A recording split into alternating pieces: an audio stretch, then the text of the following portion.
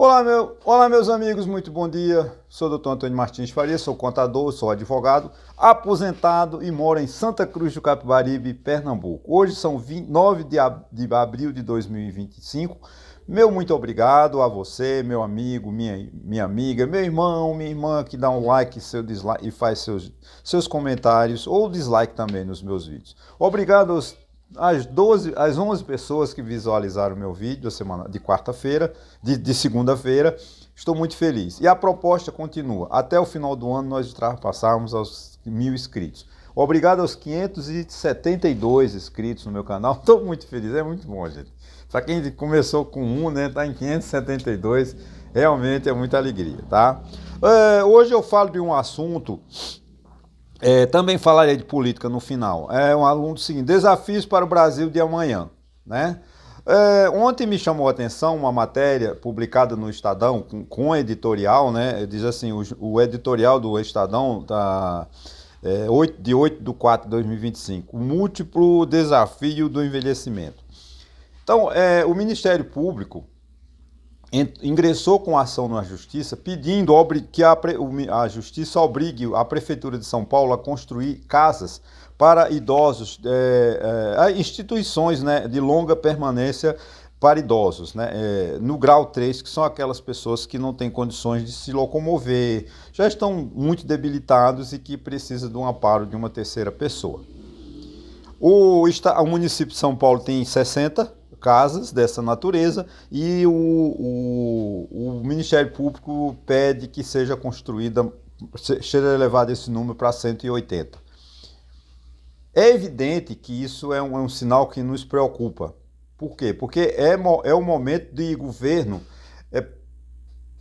começar a se preocupar com esse tipo de coisa, de situação.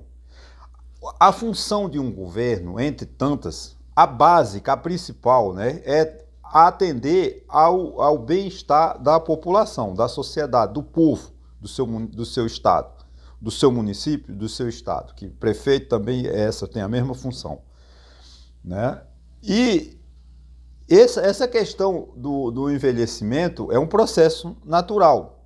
Todos, né, já sabem que o mundo envelhece. O mundo não é só um fenômeno do Brasil. O Brasil talvez tenha chegado um pouco mais cedo, essa questão de envelhecimento, ou não, por causa da falta de investimento em ser humano. O Brasil nunca foi um país, os governantes brasileiros nunca se preocuparam em investir no homem no sentido, né, lato sensu, homem e mulher. A educação sempre foi um atraso, nunca se preocupou. Os governos brasileiros nunca se preocuparam com o povo, essa é a grande realidade.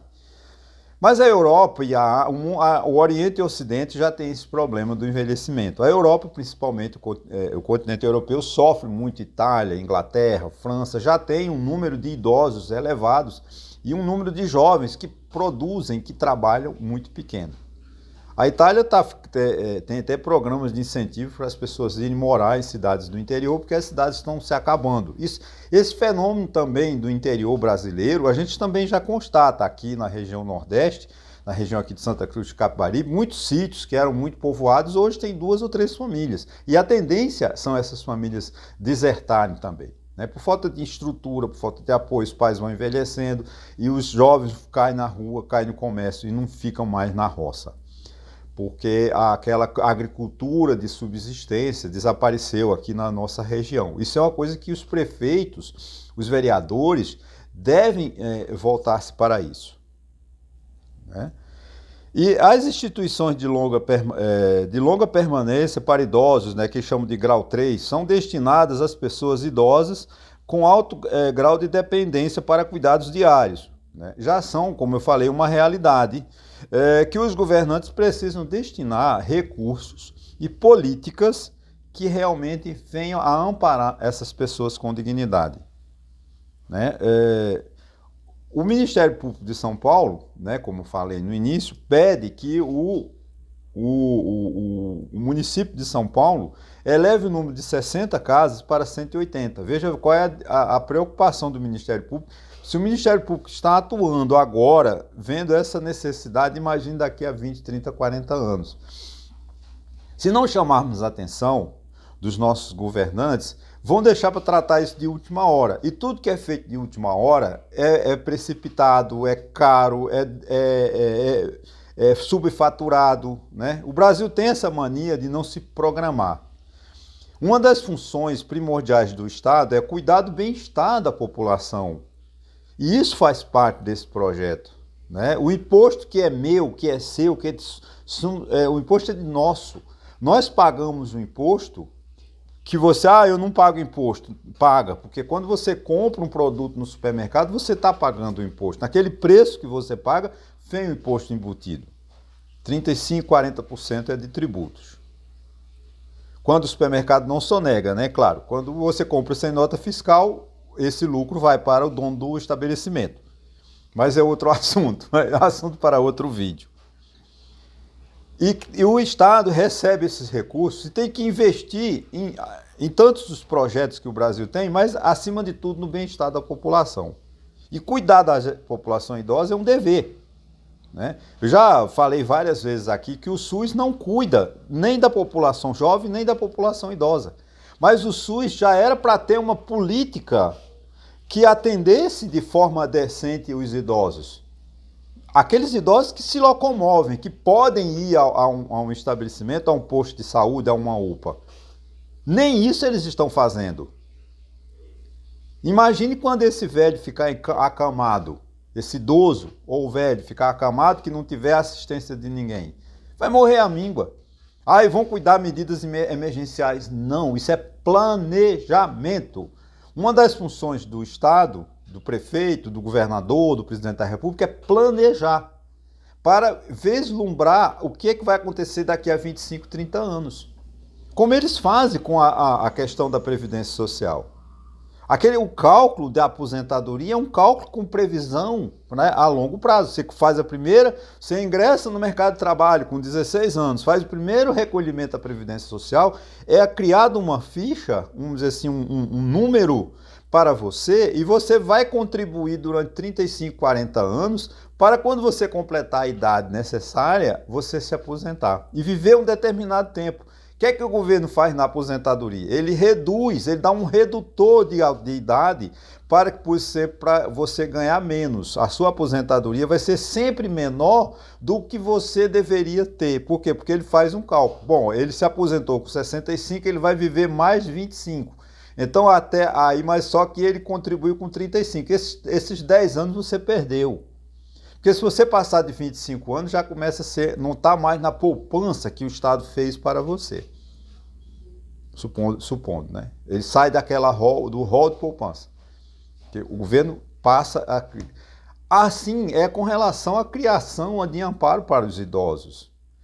Postos de saúde, casas com decência, mas não é criar como tem no Rio de Janeiro, tem a casa dos menores desamparados na rua. As pessoas fazem passeatas, fazem campanha para não alojar, porque perto da zona sul do Rio, uma casa que aceita abrigar pessoas de rua é jogada no lixo. Eles querem no final, lá em Cantagalo, lá longe, para que ninguém veja, porque são coitados. Né, na Central do Brasil, né? Joga para a Central do Brasil, tudo no Brasil, no Rio de Janeiro, é jogado na Central do Brasil. Inclusive o restaurante popular de Garotinho, um dos mais famosos era na Central do Brasil. Fazia sucesso? Fazia, não sei se ainda tem. Né? Mas é o descaso que o governo e a sociedade têm para com o idoso. Mas as pessoas pensam, como uma pessoa como eu, e o Ministério Público de São Paulo, que ele não agiu de conta própria, com certeza ele foi provocado diante das necessidades das pessoas em São Paulo, uma cidade de São Paulo com 35 milhões de pessoas, quantos idosos não tem nestas condições? Né? A população brasileira, como a do mundo inteiro, ela tem decrescido. Né? Aquela questão dos pais que tinham 6 filhos, 10 filhos, 12 filhos, acabou. Hoje, no máximo, 2. Na China, até pouco tempo, não sei se ainda existe, tinha a briga de as mães, né, as mulheres só poderem ter até 2 filhos. Se tivesse o terceiro, era obrigado a abortar, ou criá-lo escondido, criá-lo deserdado. Né? Só que com o passar do tempo, essa política, inclusive na China ou na Índia, vai ter que ser reformulada, porque a população envelhece.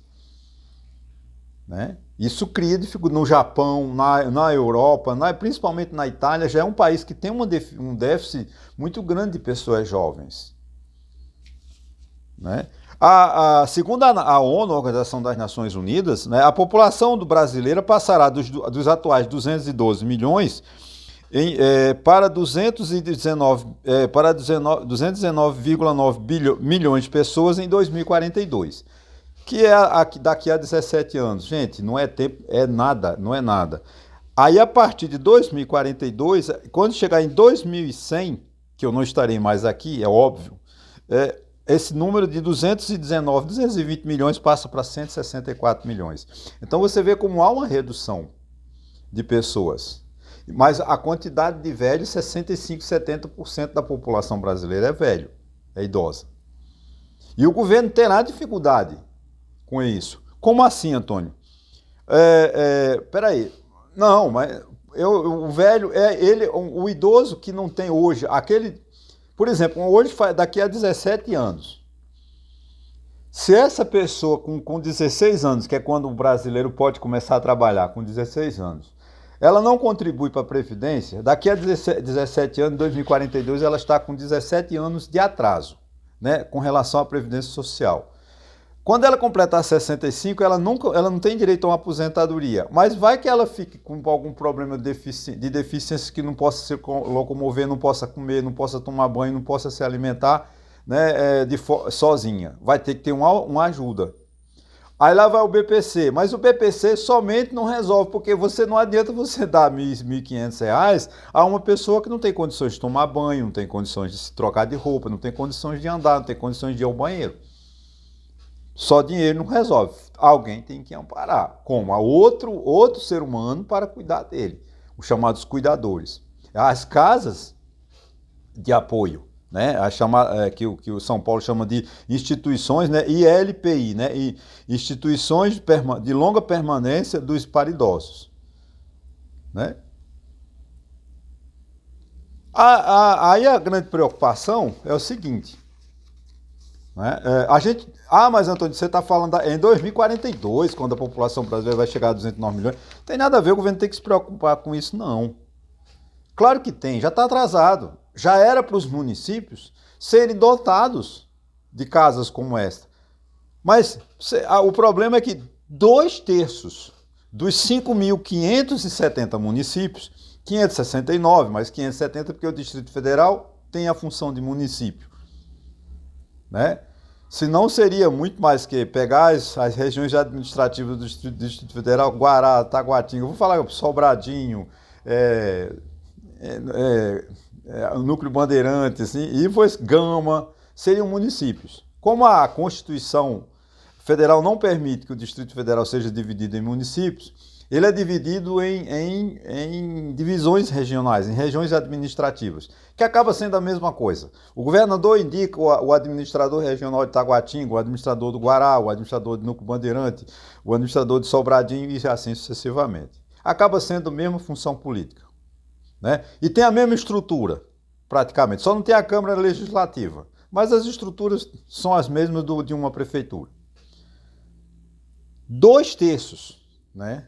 Isso eu fiz a conta, não sou bom de matemática não, mas dá aproximadamente 3.712 municípios. Não sei se Taquaritinga do Norte tem, viu? Confesso a você a minha ignorância. Não tem uma casa para amparar pessoas idosas nessas condições. Pessoas que não podem se locomover, que não têm condições de trocar roupa, não têm condições de tomar banho, não têm condições de viver a vida digna. Né? Então tem que o município amparar essas pessoas. Porque isso é a função do Estado, é função do prefeito, é função do governador, é função do presidente da República. Atender a cuidar do bem-estar do povo. Não é esperar porque é a função da família. Gente, por exemplo, eu sou solteiro. Na minha velhice, eu não vou ter ninguém para cuidar de mim. Não adianta eu querer que minha sobrinha lá de 3º grau, 5º grau, venha ser minha cuidadora. Ela não vai ser, ela tem as ocupações dela, ela tem os filhos dela. Eu vou morrer só. Agora, é preciso que o município cuide de mim quando eu não tiver mais condições. Essa é uma realidade. Ah, mas Antônio, você está falando bobagem? Não, não estou falando bobagem. Isso é função do Estado se preocupar com esse tipo de coisa. O planejamento. Ah, o Plano Nacional de Saúde deve ter... Gente, é no papel. Você pega o Plano Nacional de Saúde, até, que está em vigor até 2027, não sei se acho. É 1000 páginas, com 1000 gráficos lá, com tendências, mas eu quero ver no concreto, na realidade. O município de Taquaritinga do Norte, não estou acusando, eu não sei, de repente tem e eu não conheço. Tem uma casa, ou 2 casas, ou 3 casas para cuidar dos idosos nessas condições? O município de Santa Cruz de Caparibe tem? Quantas casas de acolhimento de idosos que não têm condições de sobreviver sozinhos no Rio de Janeiro? São Paulo está em evidência que eles cobraram lá, o Ministério Público está cobrando, né, de 60 para passar para 180. Né? No Distrito Federal tem? Então isso mas gente, mas olha, 17 anos, aqui é 2042, quando a nossa população faz 220 milhões de habitantes, né? E depois ela entra no processo de decadência. Aí em 2100 chega a 164 milhões. Isso vai, 80%, 70% dessa população vai ser idosa. E vão encontrar muitas dificuldades. Não adianta pegar um idoso e jogar debaixo da ponte, como as pessoas que estão morando debaixo da ponte em São Paulo. Isso é falta de Estado, gente. Não se pode admitir uma cidade como São Paulo ter tantas pessoas de rua. Tem vícios? Tem. Tem defeitos? Tem. Tem erros? Tem. Claro que tem. Agora, o que está acontecendo? As pessoas têm raiva de quem faz o bem. Como os riquinhos de São Paulo, né? O pessoal da direita de São Paulo quer pegar no pé do padre Lancelotti lá que leva comida para os pobres. Eles querem investigar o padre, querem abrir CPI para investigar o padre, porque o padre faz o bem. Mas será que esses vereadores estão preocupados com essa construção dessas casas em São Paulo? Acolhimento dos idosos? Não dá um estado rico como o Brasil ter moradores de rua. Ah, Antônio, tem o processo da Cracolândia, o processo da droga. É um processo difícil de ser resolvido. Eu sei, mas isso é omissão do Estado há muitos anos. Não tem uma política de Estado para cuidar do ser humano. Porque, gente, o Estado tem que começar a cuidar do ser humano, do seu habitat, do seu natural, quando ele nasce. Com um bom hospital para ele ter a mãe fazer um parto decente, acompanhamento pré-natal, o leite materno ou leite não materno, acompanhar a escola, a educação. Isso o Estado faz? Claro que não. Mal o governo faz uma política de vacinação, que foi destruída, nessa ideia da vacinação, foi destruída pelo senhor Jair Messias Bolsonaro, que desacreditou, que fez uma campanha de desacreditar na sustentação de vacina. Nunca mais o Brasil será o país modelo, como fora, com relação às vacinas. Quantos cientistas mundiais, o próprio inventor da vacina contra a poliomielite veio ao Brasil, ele vinha ao Brasil pela grandeza, pelo apoio, pela recepção que o Brasil dava à questão da vacinação contra a poliomielite, ou a paralisia infantil. Hoje o Brasil não atinge a meta de 95% de vacinar 95% das crianças. Ah, porque faz muito tempo que ninguém sofre paralisia infantil, mas ela pode voltar a qualquer momento. Há muito tempo não tem mais sarampo. Tem, se você não se vacinar contra o sarampo, você vai pegar sarampo. Mas, infelizmente, o Estado, nem isso o Estado cuida, quanto mais desse tipo de coisa. Lamentavelmente, esse meu discurso é um discurso que pode não lhe chamar a atenção, pode não, mas isso é fundamental. Que a gente pense o que será o Brasil daqui a 17 anos, por exemplo. Cadê o governo para planejar esse tipo de situações? Essa projeção do IBGE é um trabalho científico. A ONU não faz um trabalho aleatório. A ONU pega dados do IBGE, de institutos que fazem pesquisa e que ela cria esse banco de dados e projeta para o futuro. Com visão no passado, você projeta o futuro. E a gente percebe, as famílias brasileiras não são mais famílias grandes, famílias de 2, 3, 4 filhos. É um máximo 1, 2. E isso acarretará, evidentemente, um envelhecimento da população. E cadê o governo? Cadê o SUS? Cadê a política de saúde do governo, do prefeito de Taquaritinga do Norte para o idoso? Cadê a política do prefeito de Santa Cruz de Capibaribe para o idoso? Não tem. Os postos de saúde não atendem. Eles não têm, não adianta vir eles vêm de porta em porta, às vezes eles vêm, passam um agente de saúde que faz um belíssimo trabalho. Eu já sou grato aos agentes de saúde, que precariamente eles fazem um bom trabalho. Mas o Estado, quem tem que fornecer dados, informações, condições é o município. É o Estado, é a União. O agente de saúde sozinho não trabalha. E a sociedade também só. Não adianta a sociedade cruzar os braços, ficar em casa e dizer que tudo acontece, tudo está normal. Eu não quero saber disso. Gente, não dá para essa omissão. Nós não podemos ser omissos. Nós temos que cobrar os nossos direitos. Porque você paga imposto para isso. E você é cidadão brasileiro. A Constituição brasileira está lá no artigo 6º, os direitos fundamentais, os direitos sociais, saúde, educação, previdência social, transporte. O Estado oferece isso? Não. Por quê? Porque a gente não cobra. A gente vota no vereador porque ele fez um favor, ele levou você para pagar uma cirurgia em Campina Grande. Quando é obrigação do SUS, obrigação da Prefeitura de Itaquaritinga do Norte, da Prefeitura de Santa Cruz, entregar, agir um posto de saúde, um hospital, para que você seja cirurgiado, que você tenha acompanhamento médico. Um fenômeno aqui em Santa Cruz do Capibaribe eu nunca vi, eu não tenho números estatísticos, tá, gente?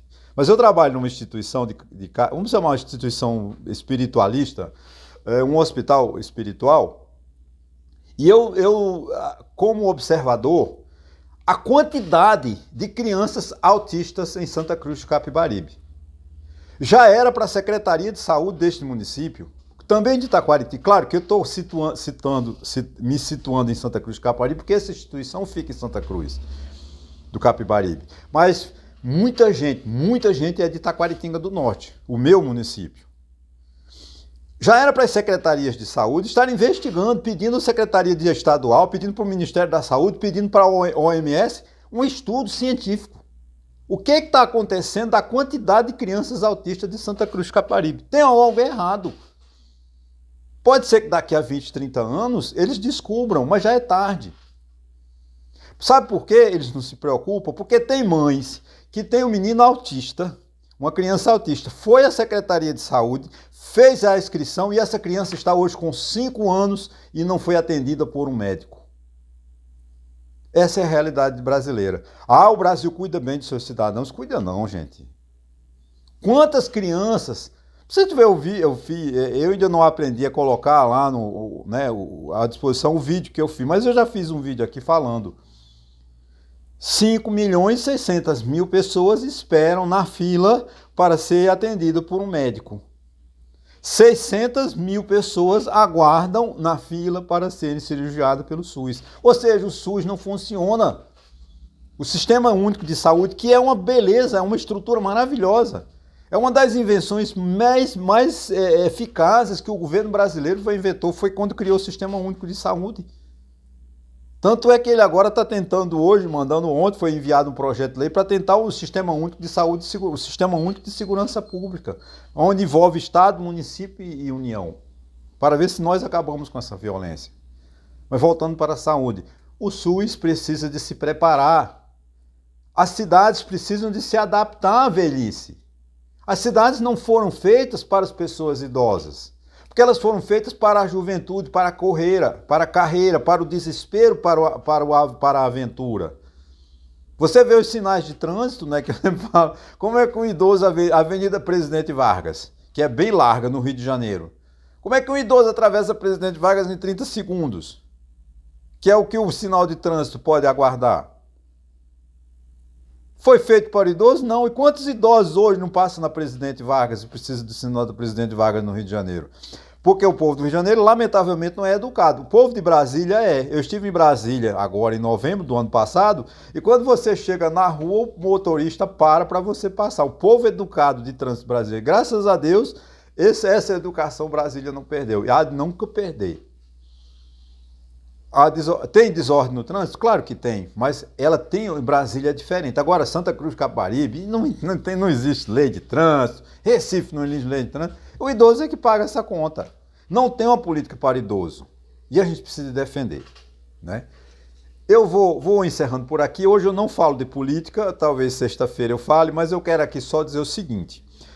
Encerrando, eu vou ficar talvez uns 2 minutos. É lamentável, né, o que nós estamos vivendo. Nós estamos com 7 governadores que compareceram a um protesto lá em São Paulo no dia 6, em favor da anistia de Jair Bolsonaro. E eu vi o Silas Malafaia, que fala por Jair Bolsonaro, ele é o ventríloco, ele é o mamulengo, como a gente chama aqui no Nordeste, que é uma cultura que acabou no Nordeste, né, nessa região. Ele incentivou as Forças Armadas, cobrou as Forças Armadas pedindo um golpe de Estado, quando ele disse, cadê frouxos? Vocês, generais de 4 estrelas, vocês são os frouxos. Ah, é só para se posicionar? Não. Ele disse, ele quer um golpe de Estado. Ah, vocês têm que se posicionar? Não, porque a sociedade civil não tem que se reger pelo sistema militar. Não é o poder militar que tem que dizer como a sociedade civil vive. Quem tem que dizer como o militar age é o poder civil, é o poder do voto, é o poder da democracia. Então, como é que eu vou votar num candidato a presidente da República, como é o senhor Tarcísio de Freitas, que vai para um palanque, é militar e apoia o senhor, manda que o senhor Silas Malafaia fale que estão defendendo um golpe de Estado. Então, só para encerrar, vou encerrar aqui, muito obrigado, mas é ofensivo, foi ofensivo as palavras do Silas Malafaia, e ele pediu, né, um golpe de Estado. Ele disse, e Jair Bolsonaro estava do lado dele, Jair Bolsonaro concordou, porque se Jair Bolsonaro fosse um homem honesto, ele tinha pegado o microfone depois e ter dito, gente, nós não queremos colocar as Forças Armadas contra a população brasileira. Mas o que Silas Malafaia fez foi colocar as Forças Armadas contra a sociedade brasileira, ele quer uma guerra civil. Essa é a tendência, infelizmente, do Silas Malafaia, o que é lamentável, porque nós vivemos com um Estado democrático de direito, onde não são os militares que ditam as regras. Os militares obedecem às regras estatuídas na Constituição e que garante a lei e a ordem, a pedido de um dos 3 poderes, executivo, legislativo e judiciário, conforme o artigo 142 da Constituição.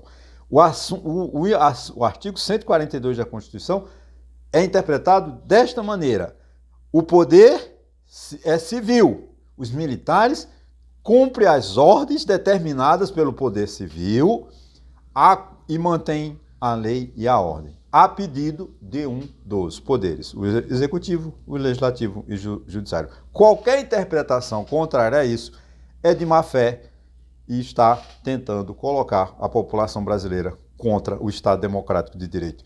E nós não vamos permitir, o brasileiro não vai permitir mais ditadores. Ditadores, golpistas vão ser afastados do direito político. Porque quem é golpista não merece ser eleito. Quem é golpista não deve disputar eleição. Tem que uns, quando cometem o crime, vão para a cadeia, como deve ser julgado os próximos inquéritos. Ok, gente? Muito obrigado e até sexta-feira.